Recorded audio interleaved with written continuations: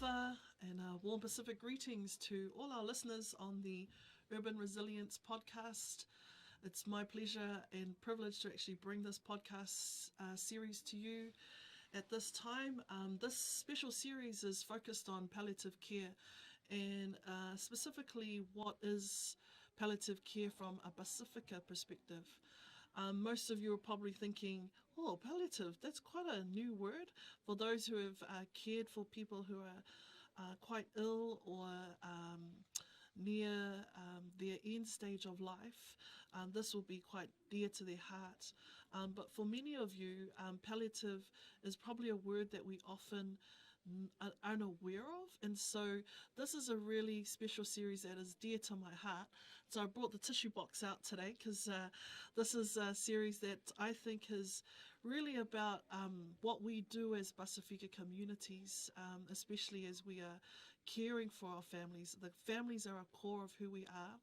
And so I'm really privileged in this special series. We've got about 3 sessions on palliative care in Pasifika communities, and we're going to be introducing you to a number of guests in this space who are really holding space for us in Pasifika. And so it's really my privilege at this time to introduce our guest today, who is Niukini Hendrikse. She works here in the Totara Hospice. She's going to tell you a little bit more about who she is, what she does, as a part of introducing what is palliative care from a Pasifika experience. And then we'll have other guests join us as well in other episodes where you're able to listen to a little bit more of maybe some technical details, or also a Pacific person themselves going through the palliative care service. So that's it from me. You know who I am. Siautua Lefeo, Associate Professor here at School of Psychology, bringing to you this Urban Resilience podcast. Really pleased to have Niukini Hendrikse in the house with us today. Let's just let her open us up with a little bit about who she is and how her morning has been. Let's just relax in there. Niukini, tell us a little bit about who you are and how your morning's been so far. Yeah, Tarufa Siautu and Dr. Siautu. Thank you so much. Thanks so much. The morning's been fine, just kind of sort of getting ourselves here, and it's been a bit busy, just trying to find the road to get here, but no, we're here, so we're just relaxing now. Yeah, that's awesome. Yeah. And the podcast room is based here in Roscommon School, so we're in the heart of Manirewa, and actually Manirewa is a place that is not far from Niukini's heart, as she's a real hard girl. So tell us about growing up here in Manirewa, because this is also where Totara Hospice is. Yeah, you're a real hard. Yeah, real hard. So so I'm born and raised here in Manirewa in Auckland, New Zealand. Kind of schooled here in all the schools, like Rowendale Intermediate and Weymouth Intermediate, and then James Cook High School, and then gone on to... Shout out to James Cook. Yeah, shout out to JC. Awesome. So schooled here, so Rewa is the place that I kind of like worked in. And lived in. Yeah. You're a Haybridge girl. Yeah, Haybridge. It's bringing it all back now. Yeah. And you've had quite a journey yourself in terms of caring in this space as well. And hasn't been the easiest part of that, but do you want to just tell us first, like, what your role is in palliative care and where you're working and what is it that you do? Yeah, so my background is in social work. By background, I've been in social work for the last 20 plus years, working in different spaces in education. Legend. And in practice, come from MIT, was a senior lecturer, but I'm now currently employed in kind of like a social work capacity. In the Totara Hospice under the POI team. So the POI team is basically an initiative that's set up, all the 3 hospices set up together, and our role really is working maybe more with the clinicians, doctors and nurses, and helping to sort of train and educate them around, I guess, identifying signs of early palliative care. So, that's kind of like one of the spaces that we sort of try and to work in. Yeah. So when you talk about your role as a social worker now working more with the actual medical people. Yeah, These are the yeah. doctors and nurses within Totara Hospice. Totara And outside, Hospice, and yeah. right, and outside. So Totara Hospice is a South Auckland hospice, and is it a hospital? Yeah, so it's not a hospital, but it is a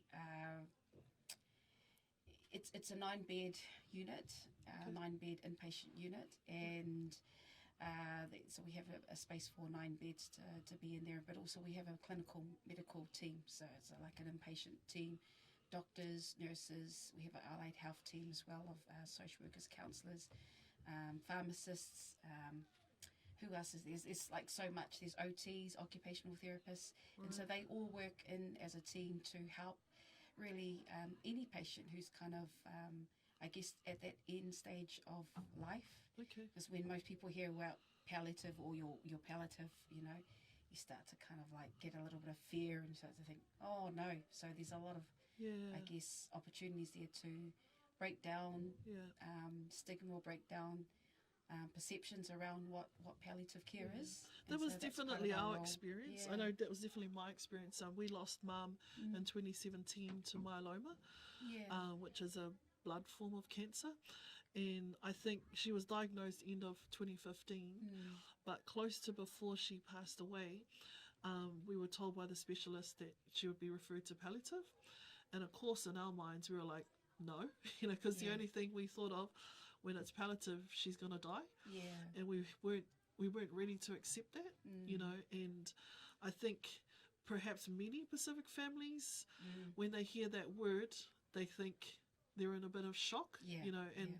we're not really sure what that means. But Yeah. for us, we interpreted it as, oh, she's gonna die like tomorrow, Yeah, so we're yeah. really afraid. Yeah, definitely. But what I've learned over the time of, like listening to you in terms of what you do in your job, and also being around some of the workshops or talanoa that we've had with Totara Hospice, is actually not like that at all. Mm. So do you want to just, I just want to talk a little bit more about that whole first stage of the knowing the word palliative, and when you're talking about noticing early signs for doctors and nurses, what that actually means.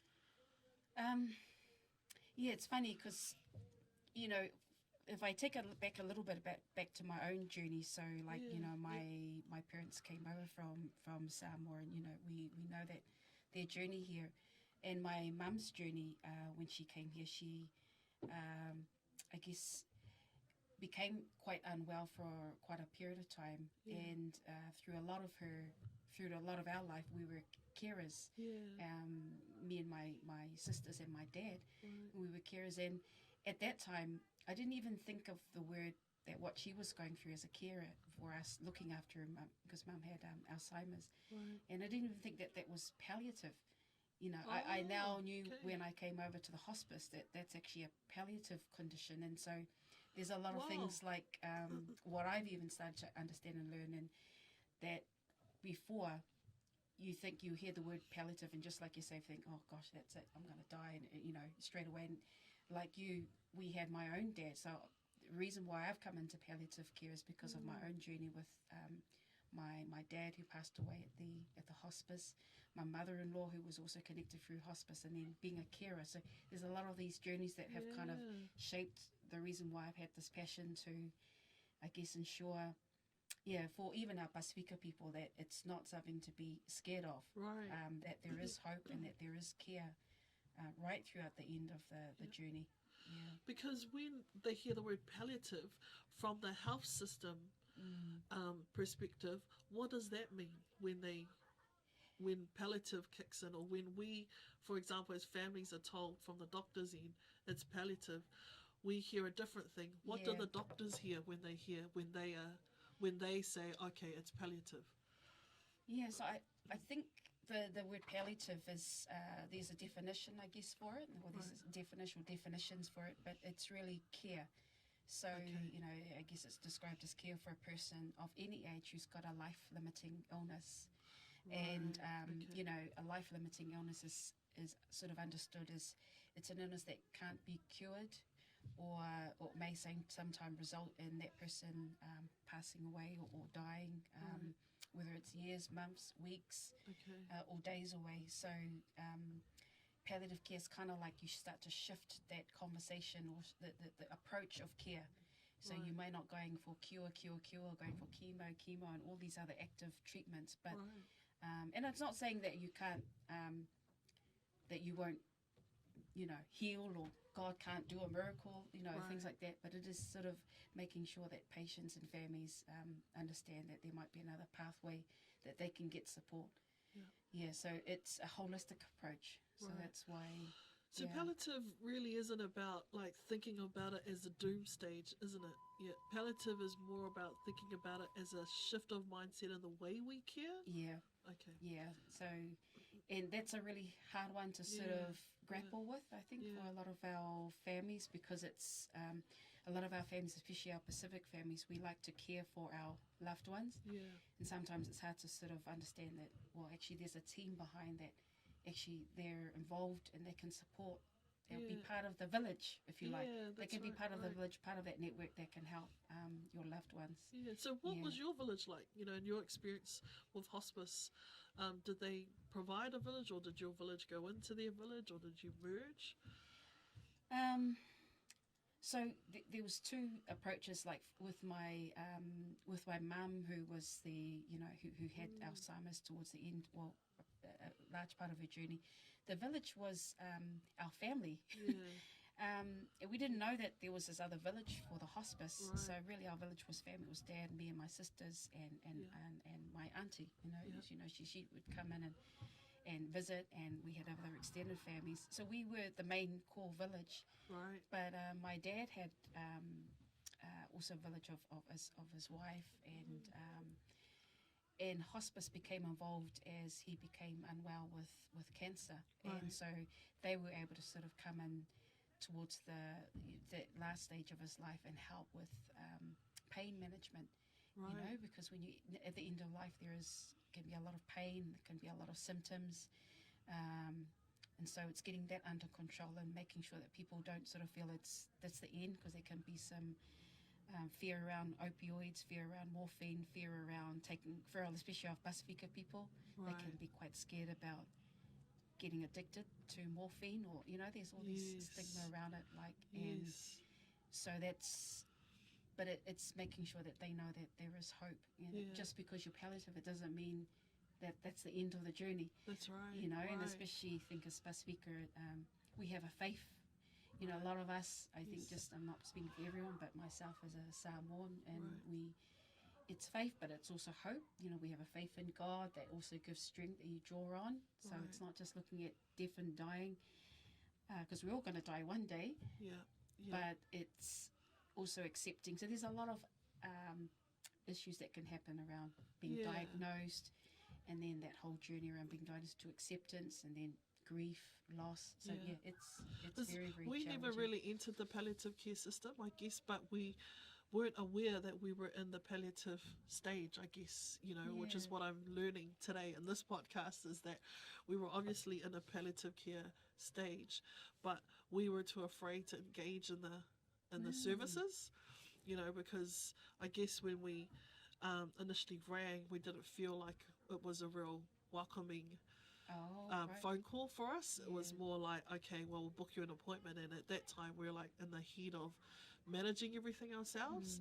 So part of us thought, well, what are you going to offer us, because we're right in the middle of doing everything for our mum ourselves. And I think the hardest part for us was, like you said, around the managing the pain.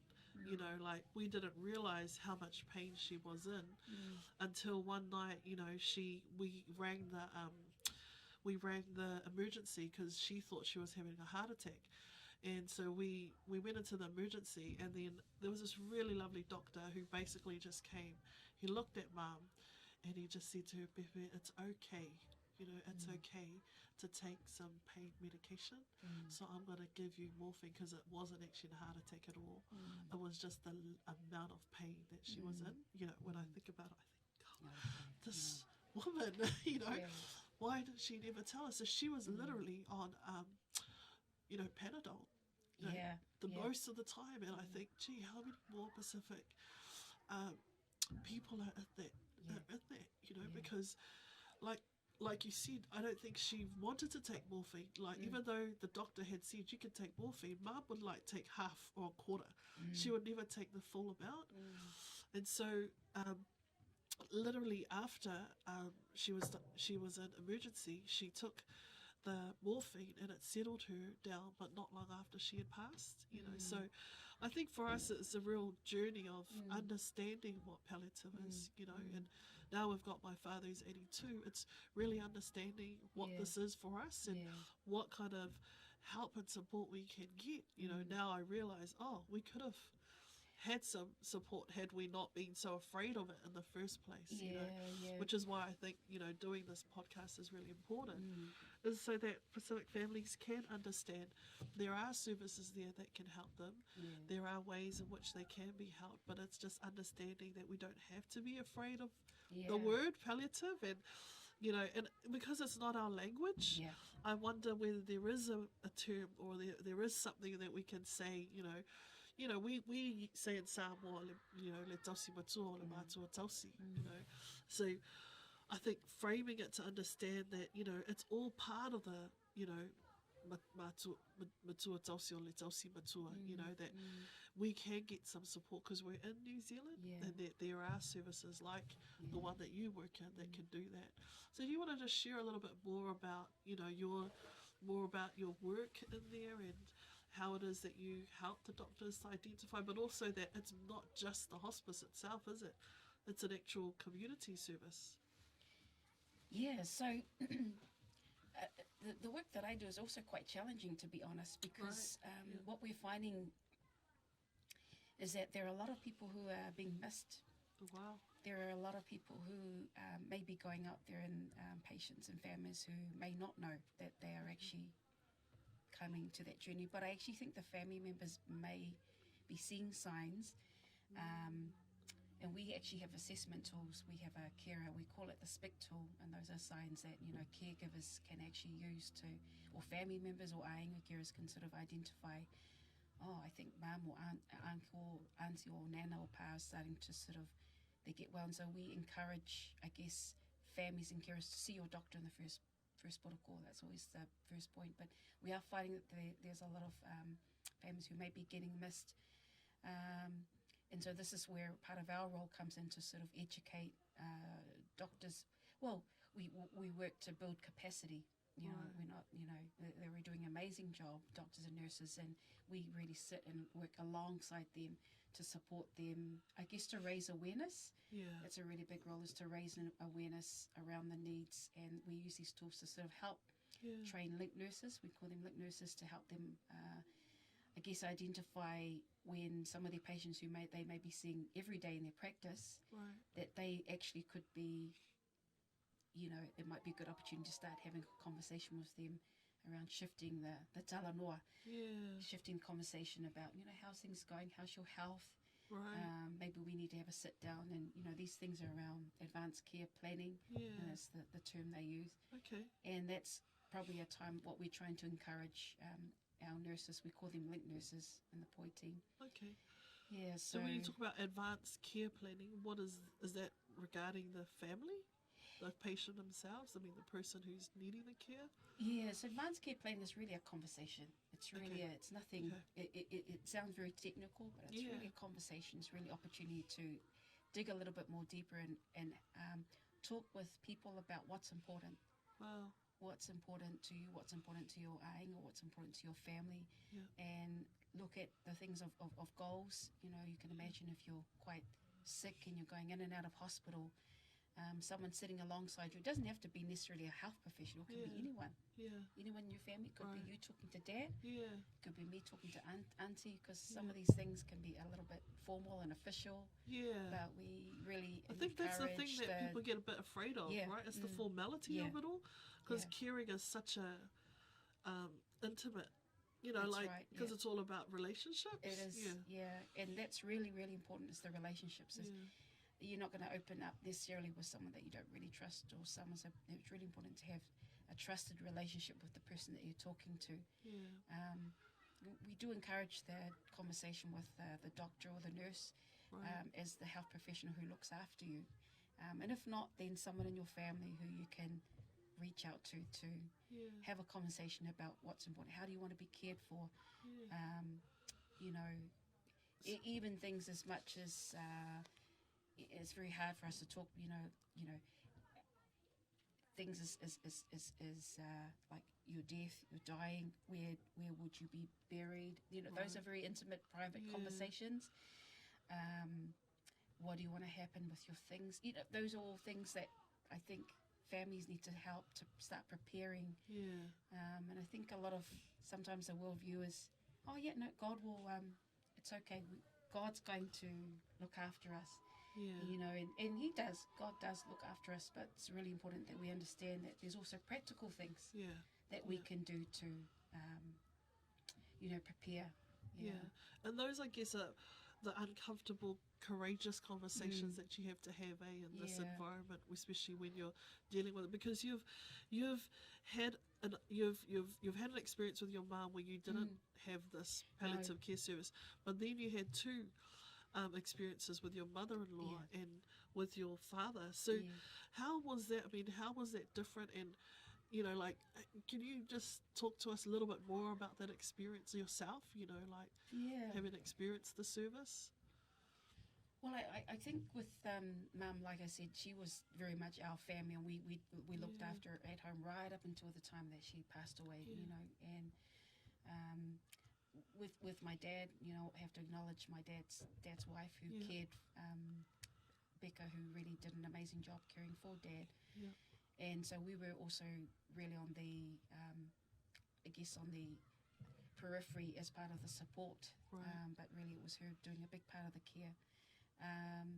And how was it different? I think it depends on your family dynamics. Right. At that time with my mother-in-law, the late Totara Hendrikse, she was quite determined to be independent and live on her own, and we were trying to support her. And right towards the end, she didn't want to. She's quite strong, like yourself, like your mum, really on Panadol for quite a while. Right. Yeah. Really strong, and didn't want to take really stronger pain control. Yeah. So that was the sort of journey that was a bit of a struggle with her. Wow. Quite sensitive conversations. In some ways, with my mother-in-law, we didn't really have that tell-in-law too much because I think we were all in a bit of grieving. Yeah. We didn't really want to think of it. Yeah. Like, and oh, no. how did you guys get to Totara Hospice? I mean, how does it happen? Did you get referred by a doctor, or did you guys ring them? So it was done through the doctor.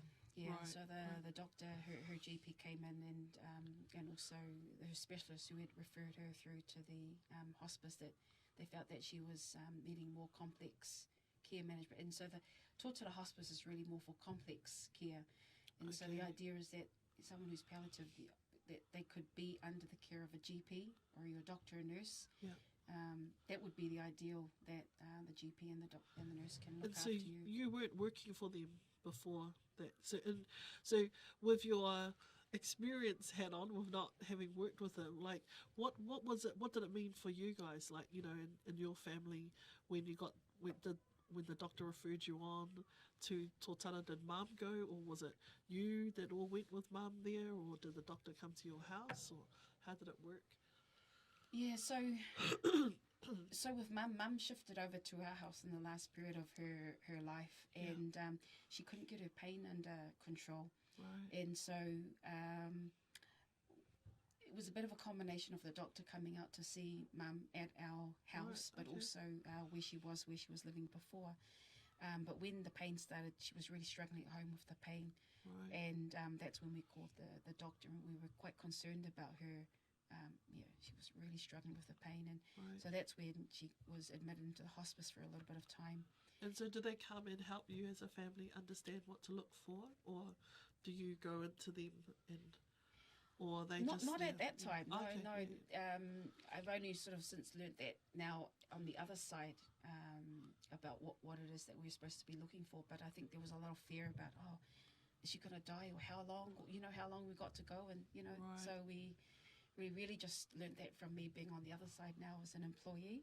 Oh, wow. Yeah, Okay, yeah. so at the time when you weren't working with them, they would just come and see you at home, and you would take Yeah, mum in? they would come in, and they would see mum, and the nurse would come in and just check on her pain Yeah. levels, and they were able to kind of get that under control, Right. and talking with her as well. So thinking about it, what do you think would have helped you as a family in your engagement with palliative to care for mum at that time, or do you think it is what it is, and that's at least you got that support Yeah, with meds?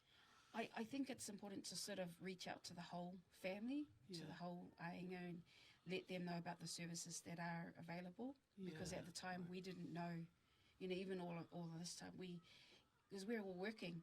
Yeah. So we're working and we're trying to care for our loved ones, but we didn't know what was actually the services there, because by the time you get there, all the workers have kind of gone home. Right. But the good thing was that there was a 24-hour number that, you know, that our dad could call, and that our Right. mother-in-law could call, and that 24 hours is the nurse. Yeah. Right. Right. But my advice would be, don't be scared to reach out. Don't be scared to reach out, and don't be scared. We carry the belief of the importance of our respect for our elders and stuff, but don't be scared, and have a talanoa with your family members Yeah. now while Yeah. you're well. Don't Right. wait till they're too sick to Yeah. talk. Just Okay. treasure the quality time with them, and we need to be having to be comfortable around that. And yeah, there might be some situations that the loved one wants to be, time to sort out their family land back home, or Right. repair relationships. It becomes around stripping away everything else, but what's really important to Yeah. not only the person but their ainga, the loved ones. Yeah. And yeah, like, do they want to have medical treatments right up until the day they die, or do they want to keep fighting up and believing? Yeah. All of those conversations are really important to have, because They're sometimes powerful, there's a real tension around, wanting to get chemo treatment, but the body's Yeah. not going there. Right. And so these are things that are important to talk. Yeah. And it's very hard when you've got family members who love your loved ones, but Yeah. you don't want to see them go. Yeah. You know, That's tough, right? It is. It's a real tough one. And so for you, in wrapping up this what is Pacific Palliative Care, and introducing it to our listeners here on this Urban Resilience podcast, I mean, what for you is like the main point to take away on what is Pacific Palliative Care, and what people should really remember and keep in mind and heart? I think for me, as a Samoan, woman who's also, been through the experience, both from the consumer, from the carer's end, but now also coming now from being an employee, it's, don't be scared. Right. That would be my message Don't be out afraid, to yeah. family members, is when you see your loved one, and especially for the carers and the ainga family members, when you're spending up there and you can see your loved one going in and out of hospital, don't be scared to reach out, because I think, and get help early. Yeah. Get help early, and don't be scared to go see the doctor. Don't be scared to have conversations. Get help, because there is always help. And just because someone is becoming to that stage, and it's really hard, I'm sitting here trying not to cry. It's really hard to kind of think of your loved one, because I think if my loved one, or my husband, my children, at that stage, I think we're all human. We would break down. Yeah. But I think this is a time to really reach out and make sure that you know that there's help out there for you. So the main thing is, don't be scared, and reach out and have that conversation, have a talanoa with your loved ones. Because what we're finding is that they come and there's been no conversations. Yeah. They're in crisis, and everyone's panicking around. That is not the time to start having important conversations about, what's going to happen. But it's really good to plan a little bit ahead. Yeah. Well, thank you so much, Niukini. We know from listening to you that death comes to us all, but it's how we actually manage that final stage with our loved ones that's really important, and that there is help out there. So we shouldn't be afraid to engage with it, and that really is what palliative care is for Pacific, that there are services out there. So just want to thank you for the courage it is to talk about the uncomfortable journey that it is in those final stages of life. I know that we all like to talk about life and life itself, but to me, this is part of life. Life and death go hand in hand. I think that's something that Pasifika people and communities have always understood innately. We don't separate the two. Yeah, With death comes life, with life comes death, right? So we're really, I think we're really fortunate in that that's who we are as communities, and our ancestors knew that, you know, and they there was a reason why as Pacific nations they chose faith, they chose you know, a God of life and death. And so I think this is part and parcel of that journey. But thank you so much, Niukini. I really appreciate you coming on. It is a tough one, and we normally finish off actually with you know, and just a little bit of fun, light-hearted, not necessarily humour, but just a few questions to sort of to go out, some quick fire ones. Number one, what's your favourite island food? I would say probably sapasui. Favourite island drink? Favourite island drink? Oh. Is there an island drink? No. I don't know. Koko Samoa? Yeah, true. No? Koko Samoa, that would be. Do you like Koko Samoa? Yeah, or not we really? have that. We have that, yeah. And then what not to do when you go to a Pacific island, when you go to a Pacific family's house? What not to do? Stand. Sit down. Awesome. Thank you so much, Niukini. It was really awesome having you on our podcast, Urban Resilience. Check us out on all the different social media channels and platforms if you like. And thank you so much, Kini. Oh, thank you. Yeah. Thank you so much for the opportunity. And thank you. This has been an awesome opportunity. And good luck. And thank you for the listeners as well for listening in. Off to love.